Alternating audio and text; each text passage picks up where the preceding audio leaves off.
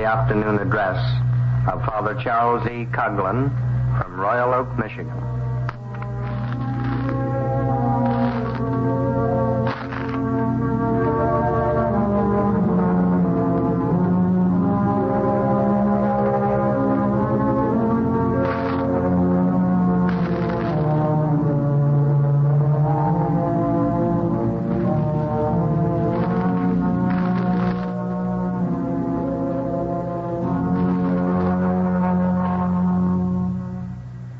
Ladies and gentlemen, once more may I present Father Coughlin to you. During the first half hour, he will answer the question, where do we stand? For the New Deal or against it? For the reformers or for the reactionaries?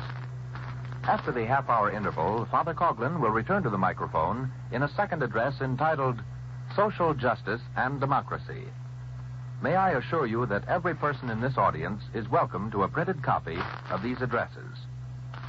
Reminding you that this presentation is paid for at full commercial rates from the profits derived from Social Justice magazine and from voluntary contributions made by thousands of persons, it is my privilege to join with you in listening to Father Coughlin in his address entitled, Where Do We Stand? For the Reformers or for the Reactionaries? Father Coughlin. Good. Ladies and gentlemen, on every side, our friends and critics inquire of us as to where we stand. For the New Deal or against it? For the reformers or for the reactionaries? Let me refresh your memories. Following 1929, it was my privilege to broadcast the encyclical of Leo XIII, which is related to the reconstruction of the social order. The social order needed reconstruction. Wall Street was notorious for its gambling in the commodities of life.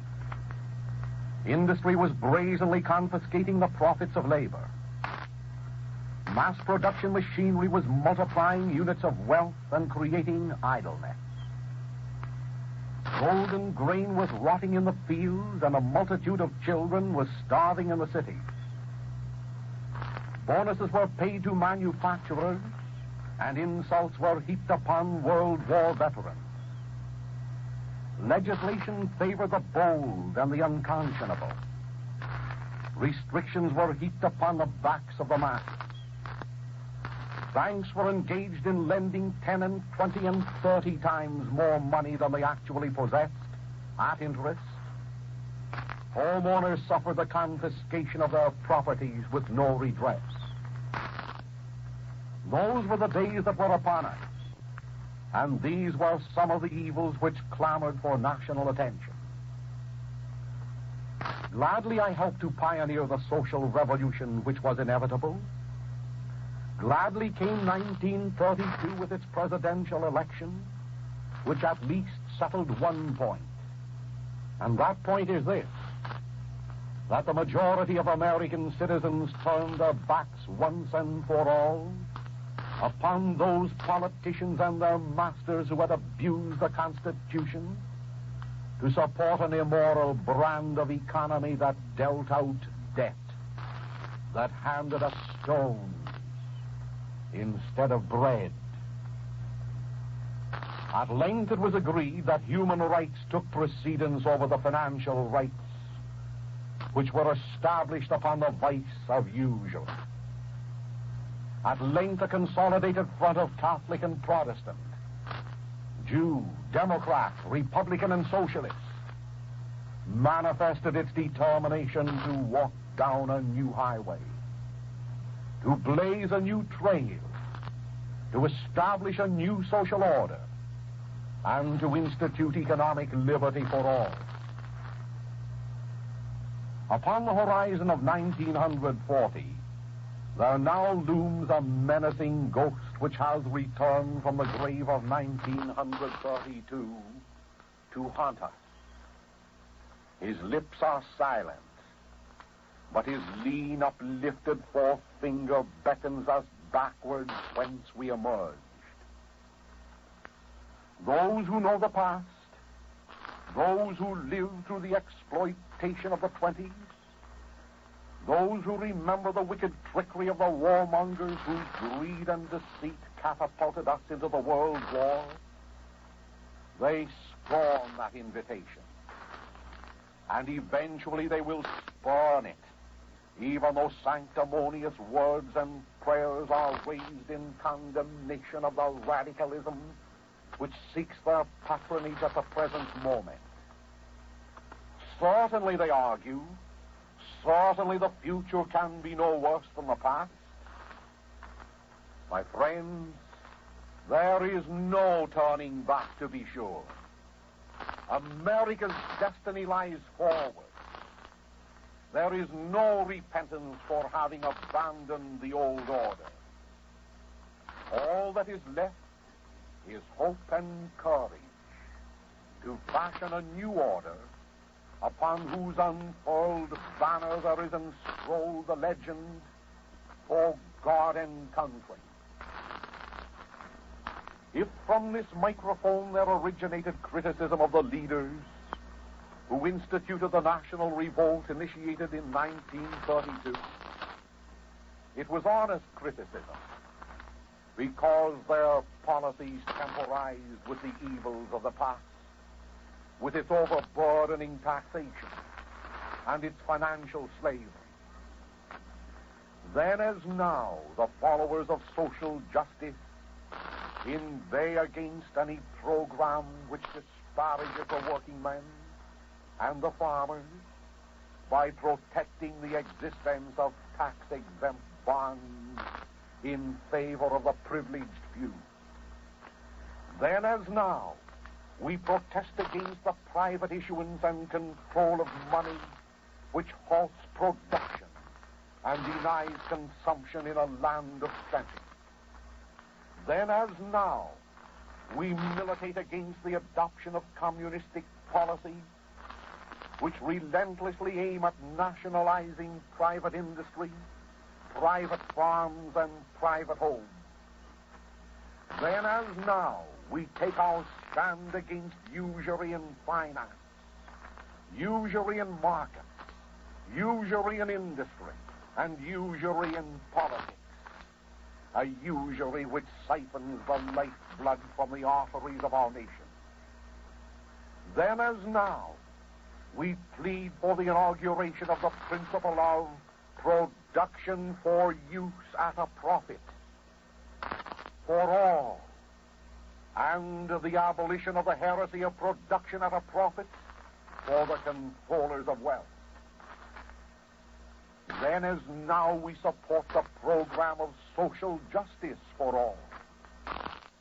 Social justice not only for the bankers and the industrialists, but social justice for the laborer, the farmer, the professional man, the homeowner, the housewife, the youth, and the millions of little children who are unnecessarily denied a participation in the wealth of this nation because a group of men are more interested in worshiping a gold hoard in Kentucky and the debt bonds in their vaults than they are in respecting the image of Jesus Christ stamped upon the souls of our fellow citizens. To turn backwards? Never. To go forward? Most certainly. Recently it was well advertised that our banks are bulging with money, that there are no available borrowers in industry. That is true. But what kind of money is it? It is not money predicated against the wealth of the nation. It is not money which you people deposited in these banks. It is not money which you have earned by the sweat of your brow. In truth, it is debt money, credit money. It represents the bills you owe for the billions of dollars expended on relief. It represents the billions of dollars which were blown into shell holes and shattered bodies in France. It represents the bonds which, through the process of taxation, you who are working for less than living wages And you who are following your plows at a loss are expected to redeem. It is usurious money that's bulging in our banks, so usurious that from every $3 which the ordinary laborer earns, $1 and more must be set aside to placate the coupon shippers and the nobility of wealth whose minions stand guard at Fort Knox, Kentucky, gloating over the gold that lies idle to keep company with idle men. And meanwhile, where is the purchasing power amongst the masses to buy the products of factories and thieves?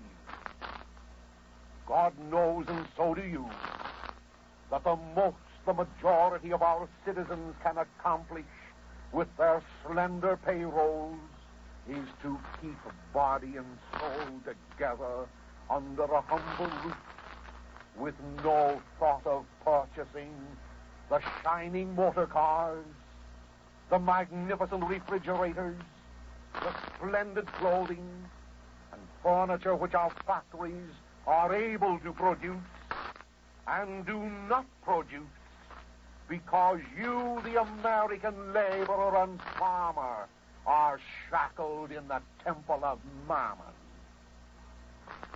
Be convinced of this, my friends. When the United States of America was lured into the World War through the agency of lying tongues and pens, it was not difficult to raise sufficient money within the confines of our shores to procure destruction. Oh, billions of dollars of bonds for destructive purposes. Billions of dollars of bonds to save the British Empire and the French Republic.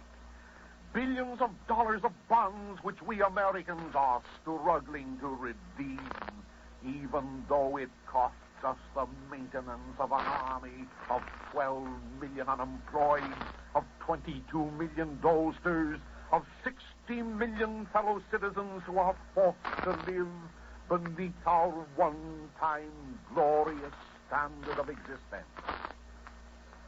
Are you aware that when our soldiers landed on French soil in 1917, the French government levied a duty on every can of beans, on every pound of food, on every ton of war supplies that we shipped into France to save the honor of the fleur-de-lis?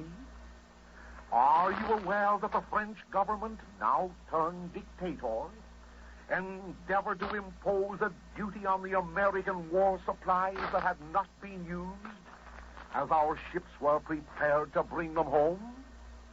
Are you aware that both France and Great Britain charged us an average of $160 for every American soldier which their ships carried from the United States to Europe and to death? Are you aware that the French government imposed a fine upon you American people for the property destroyed by our soldiers in France through the explosion of American shells exploded to save France? Are you aware that our military forces dredged harbors, built docks, erected thousands of miles of telephone and telegraph wires, all of which have remained as gifts to France? And finally, are you aware that it is estimated that by the time all our war obligations are met, we will have made a total investment of not less than $150 billion for non-productive purposes? And this does not include the bloodshed, the heartaches, the blasted homes, the broken bodies of the young men whom we will remember next Sunday, and over whose white crosses we will shed our tears. $150 billion for destruction. $150 billion to make the world safe for democracy, to end all wars, to generate a Lenin and a Stalin, a Hitler and a Bela Kun, an atheism and a massacre of 20 million Christians, twice as many as suffered death during the actual hostilities of the World War. And yet we Americans, who are lavish with our expenditures for destruction, are niggardly with our dollars for construction, simply because money is held and controlled in the hands of a few, to the detriment of the masses in America. What would $150 billion accomplish if money, the receipt for wealth, not the receipt for debt? What would $150 billion accomplish if money were coined and regulated by the Congress of the United States for productive purposes?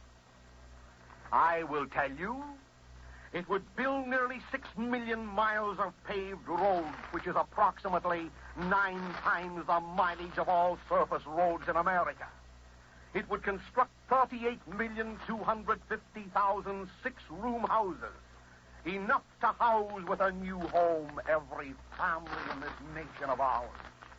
It would erect 48 hospitals costing $1 million each in every one of the 3,073 counties of these United States. It would open up every factory, give jobs to more than 60 million men, and pay unemployment insurance premiums on all business and industry for more than 300 years to come. Turn backwards? Never. Forward we must march, even though we continue to be critical of those with whom together we stand in opposition to the old order of usury. Eventually, financial rights must surrender to human rights. Eventually, private ownership must be multiplied and confiscation of homes and farms and jobs and life must cease. Under our Constitution and within the scope of the gospel of Christ, these things can be accomplished and shall be accomplished. Class must cease antagonizing class, and particularly the financial class must cease attacking the laboring and agricultural classes with the sword of their usury. Recognize that our problems have been the problems of other nations. In little Portugal, that was both backward and bankrupt, there arose within the last decade a mighty leader by the name of Salazar, who rejuvenated his nation not by abandoning democracy and Christianity, but by flinging his force together with those of his followers against the usury which bowed down his native land. He said, "We have distorted the idea of wealth in Portugal. We have divorced it from its object, which is to serve worthily the life of man. We have put it into a separate category, apart from the interests of the community and apart from moral concepts. And we have imagined that the destiny of individuals, of states, and of nations is to accumulate goods without regard for social utility, without regard for justice in their acquisition or their use. And more than that," said he, "we have distorted the idea of labor, and we've forgotten the personality of the laborer, his dignity as a human being. We've thought only of his value as a producing machine. We've measured and weighed his productive power, and we've not so much as remembered that he's a member of a family. Yes, we've gone further. We've dispersed the home, called forth the woman and the child as factors and production. In fact, we've destroyed the family." Thus spoke Salazar, who repulse the leaders and breeders of usury and misery. The same Salazar who wrought in little Portugal the miracle of plenty amidst poverty. A challenge to us to bring forth plenty in the midst of plenty. What Portugal has accomplished, America can accomplish, particularly since we have plenty available. If in former years we could regiment the credit of this nation to fight a war of destruction, we are still capable of harnessing the wealth of America to fight our war for the preservation of our Constitution and of our Christianity and of our people who have been exploited through the worst vice of the centuries, the vice of usury. A New Deal, therefore, that is in harmony with the principles of the Founding Fathers and the principles of Christ. That is what the followers of social justice have supported in the past and will continue to support in the future, independent of politicians and independent of their money masters. Only to those who face the past, only to those who are filled with reactionaryism, does it seem impossible to institute an annual living wage for every laborer who is able and willing to work, and production at a profit for the farmer. Therein, my friends, I believe I have expressed the policies of social justice. Thereby I have answered the question of our correspondent. We stand not with the reactionaries, but with the reformers. For the objectives and the principles which I have incorporated in this address, and which will be supplemented in the following address, stands Social Justice Magazine. It militates for the poor and the oppressed. It is the spokesman for the property holder, the laborer, and the farmer. It unfurls the flag of Christianity and of Americanism. To no group of politicians, to no political party, and to no cause other than the causes which I have described, are the editorial policies of this news weekly dedicated. As election time approaches, as the problems which concern the voters of the United States are discussed more avidly, Social Justice Magazine asks, without any apology, that it find entrance in your home, in your office, and in your factory. To facilitate the circulation of social justice even during these summer months, I am asking for those who believe in the principles which I have just expressed. I am asking 10,000 of you to volunteer to become distributors of Social Justice Magazine at a profit for yourselves. And I am inviting those of you who live in distant parts, perchance, where distributors are not available, to permit me to send social justice to your homes every week with this pledge, that to the best of my ability, its pages will not be found supporting politicians, but rather principles. Principles which are not colored by the advertising dollar. Principles which are not subject to the whim and control of the financialists. Principles which do not genuflect before the chancelleries of foreign governments. Principles which are American and Christian, and which will continue to be so as long as free speech and free press are protected in this nation.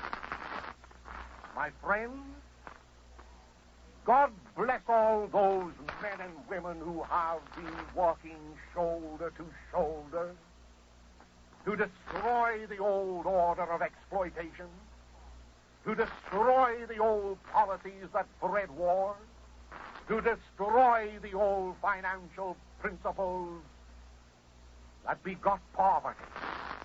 God bless every one of them.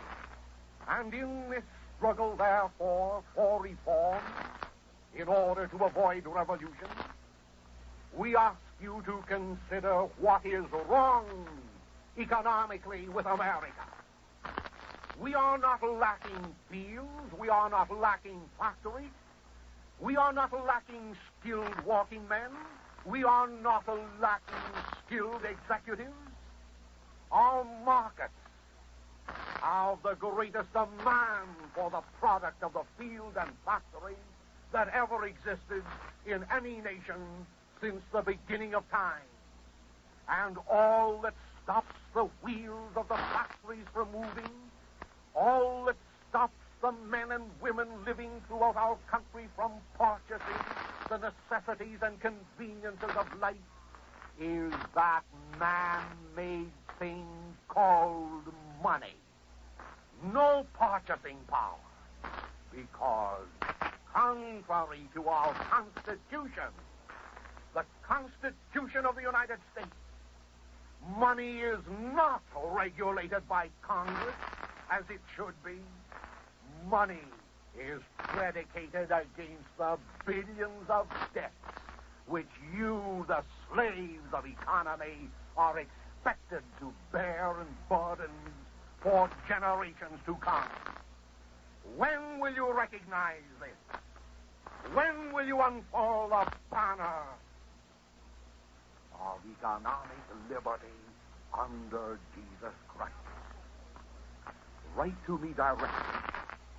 If you will volunteer to become a distributor of Social Justice magazine at a profit for yourselves, or if you care to become a subscriber of the fastest growing weekly magazine in the United States, be assured that all profits derived from this publication will help maintain the permanence of this broadcast. Ladies and gentlemen, it is to be hoped that literally many thousands in this audience will heed the appeal made by Father Coughlin at the close of the address to which you have just listened.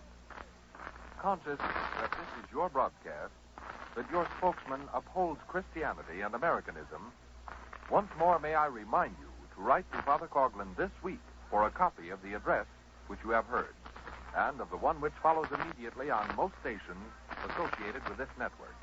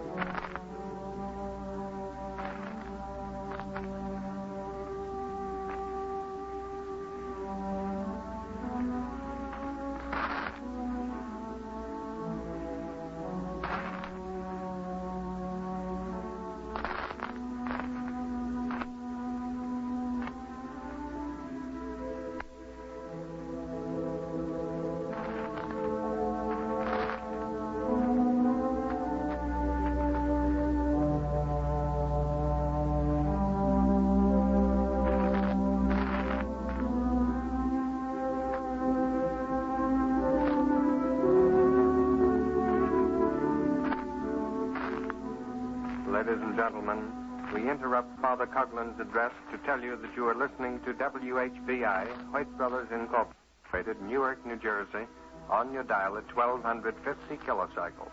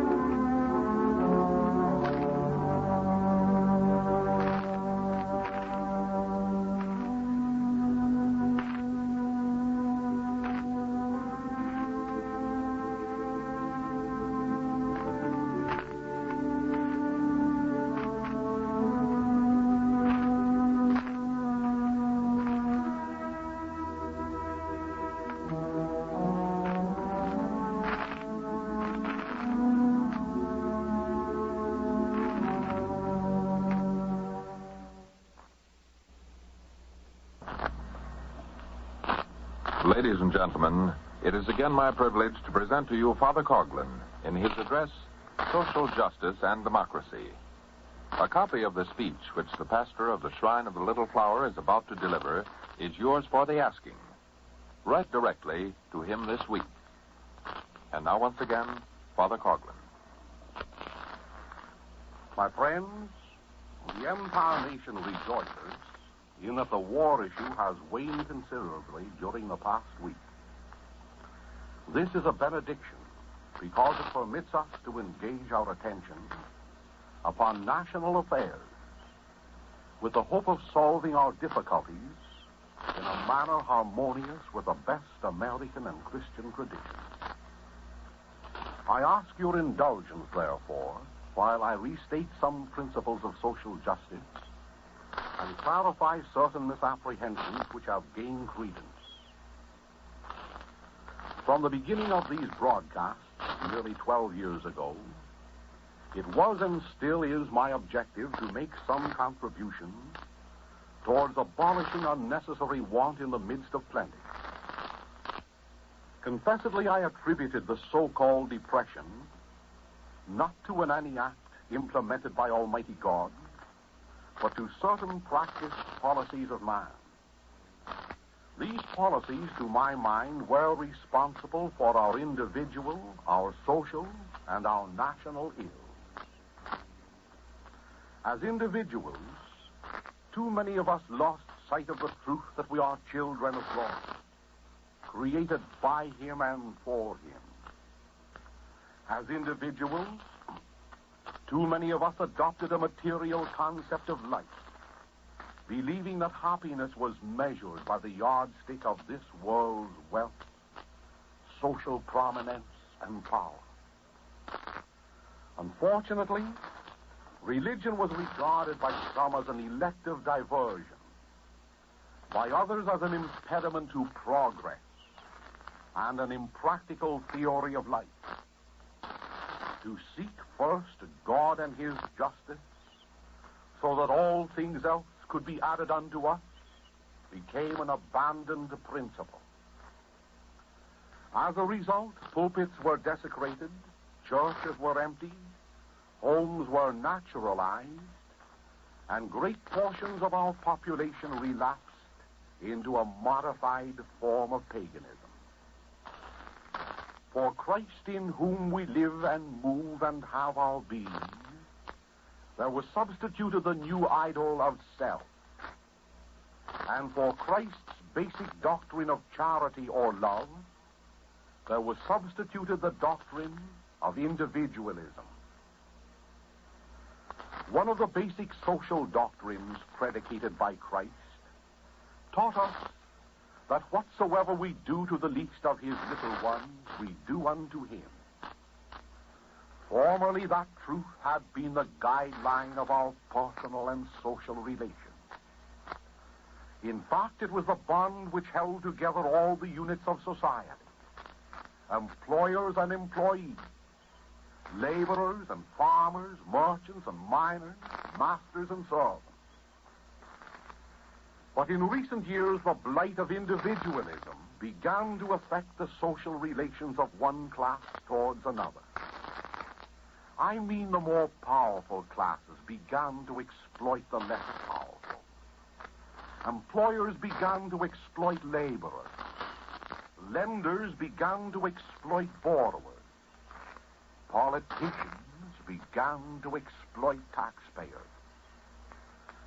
The principle of personal and class individualism gradually superseded the principle of class cooperation, even in nations which were characterized as Christians, and thus there departed from our midst in a great degree the principle of God's charity.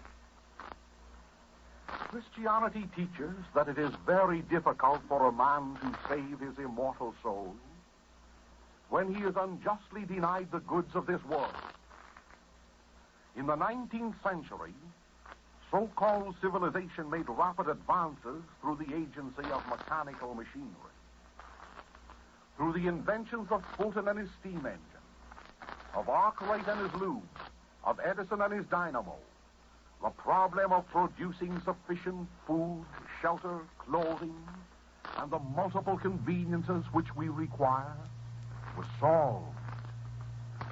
But the newly adopted principle of individualism saw to it that, generally speaking, the industrialists who owned the power-driven machines accumulated the wealth of the nation, while the laborers who worked in the factories amassed nothing more than poverty.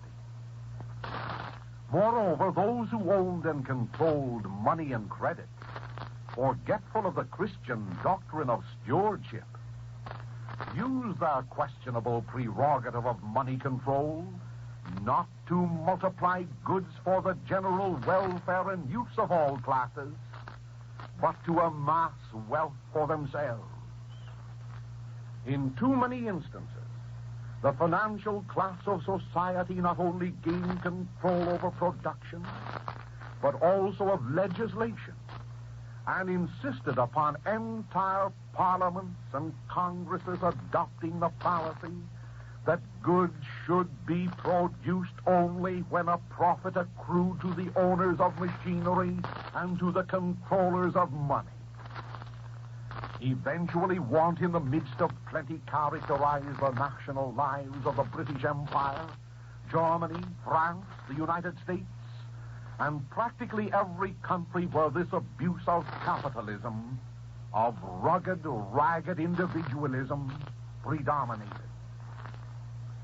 That is why cargoes of coffee were thrown into the sea by the Brazilian government. That is why cotton was plowed under, corn was burned, and cattle were destroyed by the American government. Millions of citizens suffering from a lack of life's necessities were penalized to protect the false principles of individualistic capitalism and its theories of finance, while social injustice and class domination reigned supreme.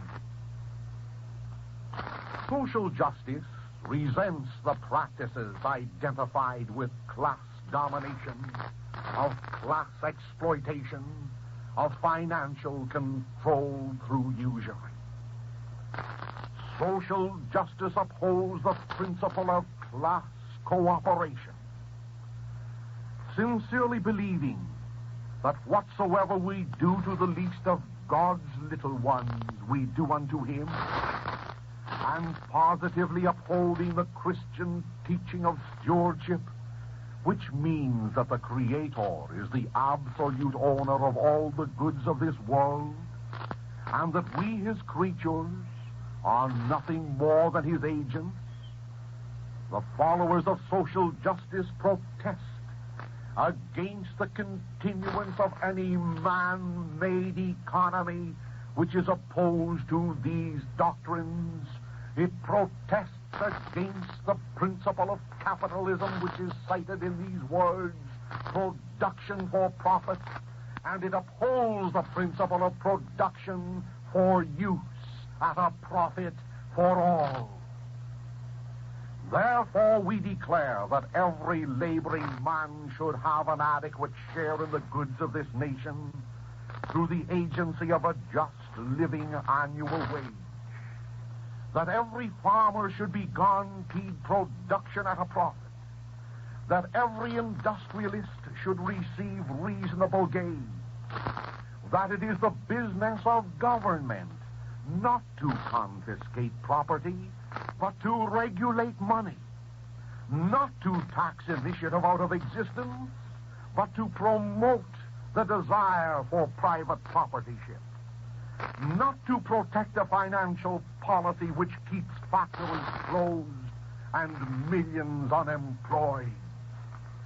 It is the duty of government to institute laws which will prevent class from exploiting class and which enables production to equal the demand of consumption. Specifically during the past 12 years, these and other principles have been expounded. While I have opposed the flagrant abuses of capitalism, which succeeded in concentrating wealth and multiplying poverty, I have equally opposed the errors of communism. For to my mind, communism is the left wing, and modern capitalism is the right wing of the same bird of prey. It is my contention that the abuses of capitalism inevitably will stir class against class, terminating in an unnecessary revolution. Likewise, I believe that communism, with its glorification of the proletariat, its abomination of private property holders, its detestation of religion and Christianity, will produce social, economic, and spiritual chaos. The above statements, I admit, are definitely abstract. In these days when a multitude of Americans are anxious to stem the rising tide of red communism, it might be well for them to recollect that the scientific approach to their task lies in the direction of removing the causes which generate communism. The coal miners who returned to work last week will not be satisfied for long unless they are paid an annual living wage. The laborers in the motor, the textile, the steel, and other industries are idle by the millions. Soon their patience will reach the breaking point, and soon the national revenue will be unable to deal out doles for their pacification. The cotton farmers of the South are weary of seeing their fields idle because they know that millions upon millions of Americans, were they financially circumstanced, are anxious to purchase the finished product of the loom. It is true that temporary relief is being extended by the federal government to all these unfortunates. But it is likewise true that this federal relief cannot endure without bankruptcy for the entire nation if we persist in protecting the present system of financial usury. To remove the causes which generate these abuses is the most practical step towards removing communism from our midst. Therefore, it should be the concern of the industrialists and the property holders, as much as it is the concern of the laborers and the farmers. For what good are the factories? What good are your farms and homes if idleness is multiplied and if consumption of goods is not made possible by all? It should be the concern of every American who wishes to avoid an inevitable overthrow of our Constitution and its Republican institutions, equally as much as it should be the concern of every Christian and religionist to abolish once and for all the present economy that means want in the midst of plenty. For the past several years, while opposing communism, I have been advocating reforms in harmony with social justice. What gain has resulted therefrom? Truthfully, I cannot gauge it. Only this do I know. For specifying the abuses of capitalism, I have been called a radical. For inviting religious Jews and Gentiles to join not only in condemning Nazism, but also communism, I have been labeled an anti-Semite. For questioning the efficiency of certain government officials, I am described as a fascist. for building a church costing well more than $1 million during the height of our depression in order to give employment to the Catholics and Protestants and Jews living in my neighborhood, I have been described as unfair to labor, although the records show that every working man and artisan engaged in that task was paid wages 10% higher than those stipulated in Michigan by the American Federation of Labor. For being interested in the publication of Social Justice magazine, I have been branded as an opponent to unionism, although this magazine is printed in the largest union shop in the world. For having been critical of Mr. John L. Lewis and his CIO, I have been termed a reactionary, although I was the first to point out that the CIO was operating without benefit of a constitution and without benefit of an election of officers. If we must have labor unions in these United States, let us have democratic labor unions. Chiefly was I critical of this organization because in many instances it entrusted its destinies to well-known communists, and in others attempted to establish a political party in the interests of the labor class only, not pretending them to be in the interest of the millions of Americans who earn their livelihood outside the ranks of labor. All these criticisms are immaterial, for today as of yesterday, it will be my objective to make whatsoever contributions I can for the betterment of the exploited masses of America. Exploited not only by industrialists and financialists, but too often by leaders who unintentionally, I grant, have been handing stones to the farmers and laborers of America, people who are crying for bread. My friends, our condition in America is desperate. But our hopes for reform have not been dissipated.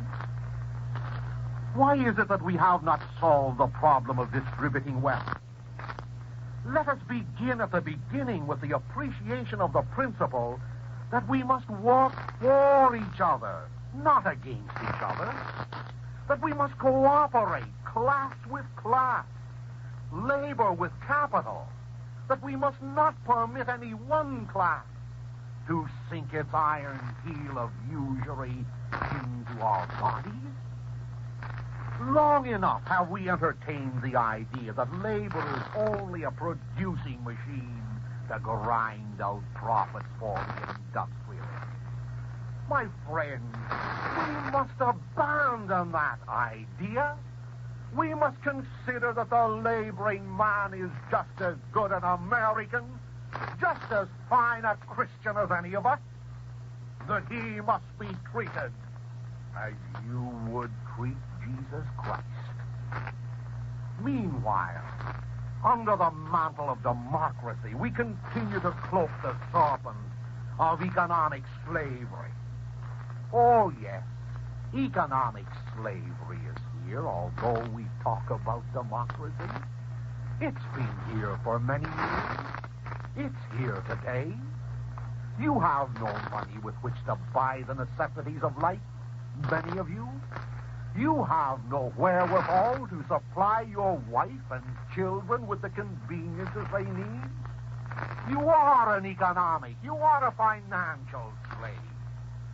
Under democracy, all this democracy that cloaks itself,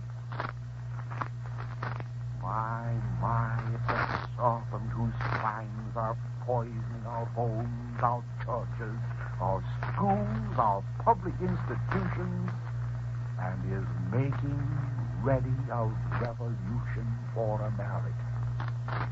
Oh, do not misunderstand me. I am not against democracy. I am against this serpent that cloaks itself under the name of democracy. I want democracy not only in politics, but also in economics. For all of us. In the chaos which surrounds us, see the fruits of the so-called democracy which we are in. 12 million unemployed, 22 million dolesters, 60 million tax-oppressed citizens, barren fields, idle factories, confiscated homes, class bitterness, political hatreds, racial animosities, and $55 billion of tax-exempt bonds, together with $15 billion of buried gold. I ask you, are these part and parcel of that magic word democracy with which most of us identify the benedictions of liberty? When I ask you again, can we stand together for economic liberty, for a just living annual wage for all, for production of a profit for the farmers, for the definition that money is not wealth, but is only the deceitful wealth. Many years ago, precisely in 1901, when these questions were discussed by Leo XIII in his encyclical entitled Christian Democracy, he said, what social democracy is and what Christian democracy ought to be, assuredly no one can doubt. Social democracy, with due consideration to the greater or less intemperance of its utterance, is carried to such an excess by many as to maintain that there's really nothing existing above the natural order of things, that the acquirement and enjoyment of corporal and external goods constitutes all man's happiness. Social democracy aims at putting all government in the hands of the people, reducing all ranks to the same level, abolishing all distinctions of class, and finally introducing community of goods. Hence, the right of ownership is to be abrogated. And whatever property a man possesses, or whatever means of livelihood he has, is to be common to all. This great labor leader and religious leader also says, as against this, Christian democracy, by the fact that it is Christian, is built, and necessarily so, on the basic principles of divine faith, and provides for the betterment of the masses, with the ulterior object of availing itself of the occasion to fashion their minds for things that are everlasting. Hence, for Christian democracy, justice is sacred. It must maintain that the right of acquiring and possessing property cannot be impugned. It must safeguard the various distinctions and degrees which are indispensable in every well-ordered commonwealth. It must endeavor to preserve in every human society the form and the character which God ever impresses on it. It is clear, continues this pontiff, that there is nothing in common between social and Christian democracy. They differ from each other as much as the sect of socialism differs from the profession of Christianity.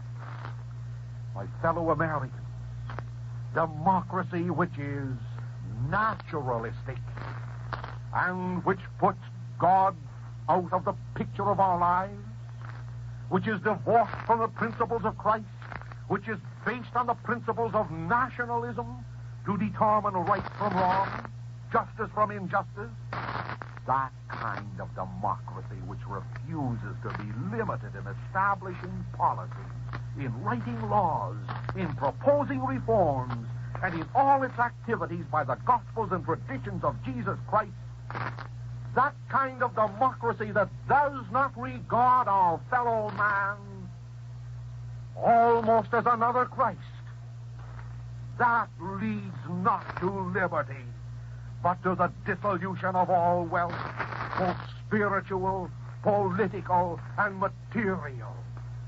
Therefore, I call upon you certainly to preserve what we have of Christian democracy. Preserve the political liberties which we have won. Preserve the liberty of conscience which is ours. And strive and struggle under Christ and his principles to obtain economic liberty which has been denied us even by those who talk loudest of democracy.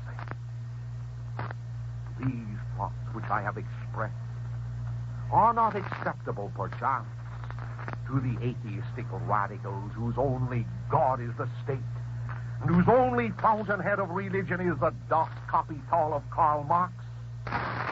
Nor perchance will this address be acceptable to the selfish politician who is inclined today as of yesterday to temporize with the basic evils which beset us, lest he offends the privileged princes of money control, for whom he operates, the same ones who own the debt of this nation, and for whom by law, under democracy, you and I and every taxpayer, every laborer, every farmer are constrained to sacrifice our possessions, to contribute our labor as we serve before the altar of Mammon. There can be no democracy and Mammon worship. Democracy can exist only under Jesus Christ. My friend, I invite you to write today or tomorrow for a copy of the address which I have just delivered. It is yours for the asking. And I also invite you to participate in reading Social Justice magazine. Perhaps you can help us in its distribution. God bless every one of you.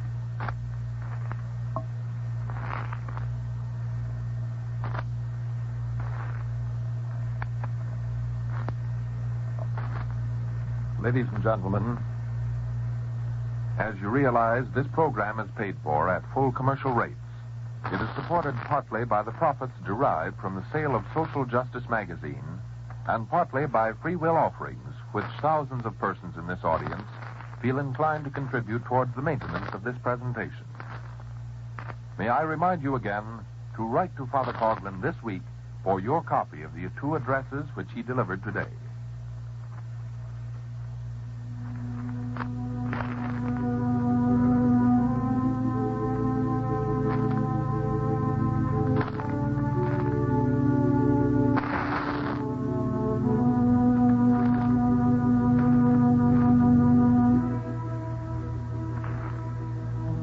Until next Sunday afternoon, when Father Coughlin will be with you again, this is your announcer, Franklin Mitchell, bidding you good afternoon.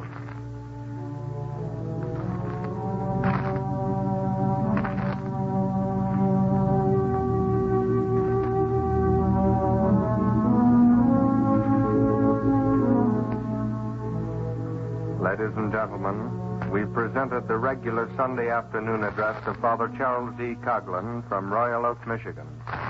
The thoughts and opinions contained in this address were entirely those of the speaker and do not necessarily reflect the policies of this station. Father Coughlin's program has been a presentation on your dial at 1,250 kilocycles. Ladies, stop and...